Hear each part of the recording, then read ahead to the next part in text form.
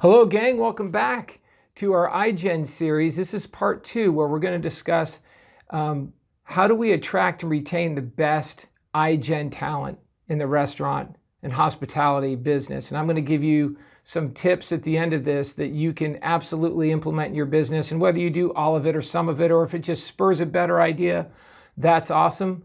But the big idea is really appealing to Gen Xers, baby boomers, and millennials who are going to be managing this new generation and understanding how the socioeconomic circumstances of growing up as an IGener sort of framed their outlook on life and on the workplace. So we're not going to get quite that deep, but that's the big idea. But before we get into this, I want to introduce you.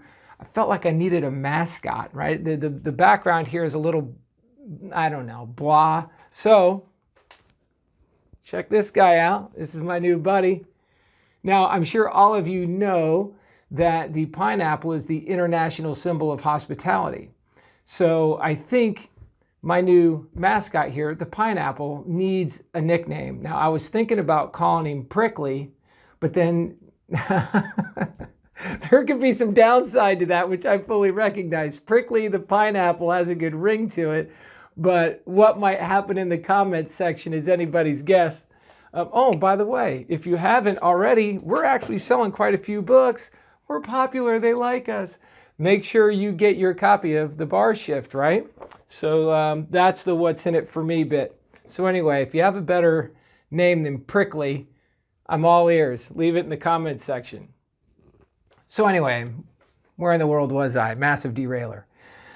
So what did I learn about IGen? I went off and I read a book called IGen by Gene Twangy. And I'll put this, I'll put all my source material again in the comments section so you'll have this. I also have a website for you to check out. So I read through that. I think it was pretty intuitive in terms of what I've learned. I find this fascinating because I've got a couple IGeners and a couple millennials. I'm an Xer, and I've always been a little fascinated by these type of topics and what makes people tick and the individual motivations of people. So what I promise to do today is give you some tips and tricks on how to attract and retain IGeners. But before I do that, I want to give you some context for the conversation and some things that seem to be true that I've read and it's been confirmed. So the backdrop for an IGener is they grew up in a bit of an economic downturn, which we talked about it last time. They grew up post 9/11, school shooting generation, as horrible as that sounds. So there's a lot of harsh realities that have been put on this generation from a socioeconomic standpoint, combined with not being overly social in terms of being outside the home. They're very social inside the home. An IGener is as likely to have a friend, if they say live in Australia, would have just as likely to have a friend that lives in Brazil as they would potentially their next door neighbor, which is absolutely incredible, but it's true. The other interesting thing is, for the most part, IGen was raised by Gen Xers. Quick story about Gen Xers. Gen Xers were raised in the 70s and 80s and were the first latchkey kids, which I think we talked about before. Gen Xers got into a whole bunch of really adult activity at a really young age because there was nobody watching over them. Mom and dad were both working. So, you know, the house parties, the drinking, and all the whatnot that was associated with being a teenage Gen Xer, well, that sort of flipped itself when Gen Xers became parents. And to a large extent, they bubble wrapped their kids. And they became the helicopter. Gen Xers became the helicopter parents. And in effect, what Gen Xers do from a parenting perspective, and this is going to relate back to the business.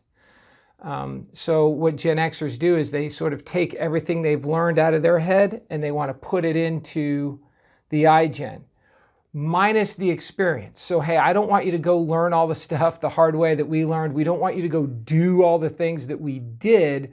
We just want to tell you what we know, and trust me, we're right. Well, what that's led to is a generation that is socially very evolved from from a maturity perspective, when it comes to things like tolerance, race, even when it comes to things like dietary habits, which I talked about last time. We have a lot of vegans, a lot of vegetarians. There's a pretty strong opinion even that, binge drinking is bad. Binge drinking in my generation, very good. Binge drinking in IGen, not healthy. So they think very much in terms of healthy, very global point of view when it comes to the earth and the planet and being good stewards of the place we live. And those weren't things that Gen Xers were thinking about at 17, 18, 19. We were thinking about getting our own place, having parties at our own place, going whatever we were doing in school and letting it rip. So that's the juxtaposition of the two. So when those Xers raised these IGeners, I think we look back at it and said, yikes, right? We were into stuff we had no business being into, and we really slowed down that exponential process of the IGeners. The reason I think that context is so important is because we're going to now take those same people and drop them into one of the most hectic, high-paced workforces there is, that being hospitality. So imagine too where you don't have a lot of interaction and your best friend might live halfway across the planet, and you're going to be asked to now go give next level guest experience to people. You're going to be asked to connect with people like we want to in the hospitality industry. That's not going to be intuitive to this group. We're going to have to teach things to this group and not assume that they know it. So how we coach them when they come into the business is going to be a really big deal. And if we just drop them into the pool and hope that they swim, they're going to sink. At the same time, it's going to be a very hard working group. I just did an event last weekend where 2 IGeners came in, and I was with a friend and I said, we're going to keep our eye on these guys. I'm doing a video on this, so we're going to keep our eye on these guys. It was their first job, 2 16-year-olds working in a massively busy environment. And I said, watch, I bet these 2 are working their ass off the entire time they're here. And sure enough, they did. They busted it. There was no sort of entitlement. There was no, hey, I'm lost. There was an authentic desire to work hard, but that also comes with a certain amount of anxiety. And again, this is like when we were first learning about the millennials.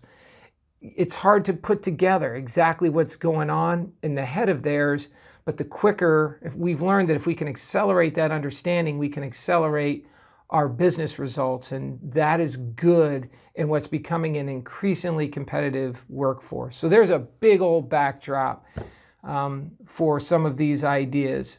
You ready to get into some of these tips that I've come up with for you? All right, let's go. All right, so let's go first, 5 things to know. 5 things to know. First is IGens have an 8-second attention span. All right. Second thing is they seek security. So based on that socioeconomic stuff, this is a group that is looking for security in a job. 3, they're looking for upward mobility in a job. 4, they're a high anxiety group, right? So we have to find a way to maintain a certain level of calm and indoctrinate them into the business slowly. And 5 is they're willing to earn their keep, but there's a high sense of fairness with this group. And if you think about social media and the themes that run through social media around fairness and equity and that sort of thing, that's been imprinted on them. And they're going to bring that to the workplace. So heads up, because you might have to do some explaining around what fairness means for the business versus what they may perceive as fairness. Okay, so those are 5 important things to know about your IGeners. There's more, but those are my 5 for the moment. Okay, so 5 things to do in your business. Number 1, one-on-ones. So with our millennials who are going to be managing IGeners, We know that millennials like to do things in a group texts, group meetings, and that sort of thing. This group isn't going to want that. They're going to want one-on-one time with the boss. They will function in a group, but they want that individual attention, right? They want to know that they're the most important person in the room at times, and how does this work for me, and what do I want to, and what I want to accomplish, and how are you going to get me there? How does this all connect? So one-on-ones are really important. It's not the group text generation. It's not the group meeting generation, although they'll partake in all these things. It's not going to be what gets them to stay, okay? Second is skip level meetings. So reference back, this is why I gave you some of that setup earlier, how Gen Xers in raising IGens kind of took out of their head and put it into their IGeners.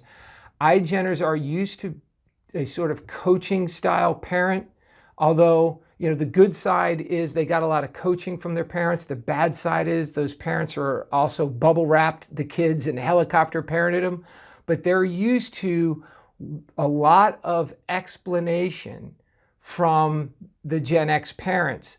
They can handle that and are going to look for that out of the leaders of their business, which means they are going to appreciate having skip level meetings, which means if I'm a server working for a, say, general manager, it might be something I really appreciate to have a one-on-one meeting with the owner. 15 minutes, 20 minutes, where they have an opportunity to say, how do you see the business? They get to pick the brain of the owner, or the owner just gets to have a conversation with them. That's going to feel very natural to this group because that's how this group was raised. Anytime that we make them feel more comfortable in the business and extract that anxiety aspect and give them that view of the future is really good for IGen. Okay, so skip level meetings is what we call those. The next is career pathing. This is an upwardly mobile generation. This is the generation that saw the reduction in wealth. So they're going to seek out security.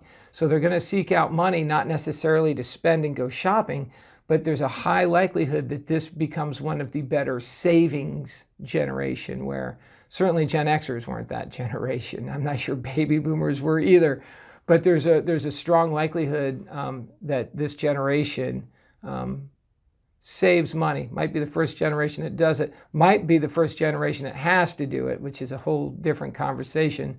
But anyway, the point is they seek upward mobility. So when we bring them into the business, it is a monumentally good idea to show them what a career path might look like in your business. You come in as a host, welcome to the business. You do everything right, you can become a server. Here's what servers make. If you crush that, you can become a bartender. Here's what bartenders make. Crush that, assistant manager, all the way through. That might be in the interview process. And then imagine where you can connect that to a skip level meeting with the owner who says, yeah, look, here's how I did it. And there's only a million stories on how owners have achieved their success. That's stuff that IGeners are going to appreciate and that they can handle. So there's that. The next one is keeping feedback short and concise. Going back to that 8-second attention span. We got to get in and out of the conversations. These folks are smart, but they're not going to be able to handle those, those staff meetings that don't seem to ever stop. They go on forever and they become a ramble and we get all these questions, irrelevant questions, and yada, yada, yada, blah, blah, blah. You'll completely lose your IGeners. In fact, there's a great chapter in the bar shift about how to give productive, quick, concise staff meetings. It may apply to this generation more than any other. But not only in the staff meeting, but in the workplace, we need to give quick, concise, productive follow-up to IGeners. The kind of stuff that doesn't create more anxiety. So we're going to want to say, hey, good job here. Might need to work on this. I'll keep an eye on it. And then do that follow-up work, and consistent, constructive follow-up is going to be quick, but we need to get in and out of the conversations. We lose this group in a hurry. The final piece, and I know this one's going to be the toughest, but this one addresses a little bit of the anxiety piece and having a generation that wasn't socialized in the traditional sense. And then we're going to drop them into a massively social environment, physically social. And that is recharge space, break space. Most bars and restaurants have zero space allocated for, for lack of a better term, call it an employee lounge, an employee rest space. I'm going to call it recharge space. So one way that we can combat anxiety is to extract people from the situation. So more frequent breaks than perhaps what we're used to giving is a good adjustment, and a place for people to escape to.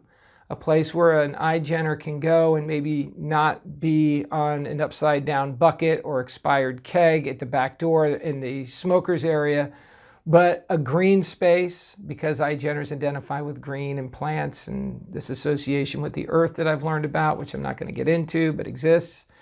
But a comfortable green space where they can reconnect socially on their phone, literally recharge, get away from people, decompress, and then go back at it. That's going to be good for your business. The mistakes that we'll make will be some of the similar mistakes we made for too long with millennials, where we just dismiss that stuff and say tough and that doesn't matter and suck it up, is what I would say as a Gen Xer. Look, that's just not how it's going to work. The suck it up version is going to be I'm out of here, and we'll have this turnstile of IGens until we figure it out. And that's really what I'm trying to do, is cut through some of that so we don't have a turnstile of IGens and get ahead of it. So think about creating space in your venue. And if you can't do it in your current configuration, which I understand, there's no better group on the planet that I know that thinks creatively. Think creatively about investing in your people in this respect, because those are the same folks that are going to go give the experience that you hope to achieve with your guests. So imagine a guest experience with someone who's stressing out and under high anxiety. Not going to be a good guest experience. But if we can recharge people and keep them fully engaged and tap into what they do best, you're going to get a great work effort out of these IGenners. So I think that's a really good idea. If you're building a new venue, build this space into your venue, something that's just for your employees. All right.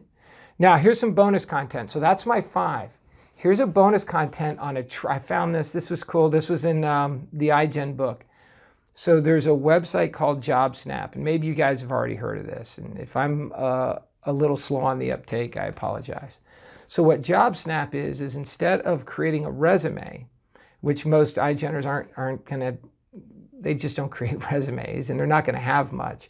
What they do is it's a video interview. They get to do basically a job interview for 30 seconds where they present themselves to you. You get to see them. You get to see how they present themselves. You get to get a measure of their enthusiasm and desire for the job. I think it's a wonderful idea to at least try. Not only do I like the idea from the perspective that you get a look, but it also broadcasts to this generation that you're tech friendly, that you recognize the way that they want to communicate, which makes you more of a destination of choice for the next generation than someone who's not doing that. This isn't to say that we don't fill out an application. This isn't to say that you don't request a resume. What this does is it's sort of the first hook in the water. Look, and it's gonna differentiate you in the marketplace. So that's called JobSnap. Check that out. I'll put a link to that as well as Gene Twangy's book. So folks, those are my 5 quick tips with a bonus content at the end. Let's go over them again real quick and then I'll leave you alone. One-on-one meetings, skip level meetings, career pathing, decompression space, and keep your feedback concise and to the point, 8-second attention span. So that's it. I hope you find it helpful. I love doing this research. We're going to come back with one more, and that is the impact of IGen in the marketplace. So IGen becoming your guests, and they're going to represent about 40% of the workplace, and it's a generation that doesn't go out like baby boomers and Gen Xers. So how do we pull them in to our venues? That's going to be a tough one. So I'm going to do some digging on that. I hope you enjoyed it. Like and follow, my friends. We'll catch you next time. Take care.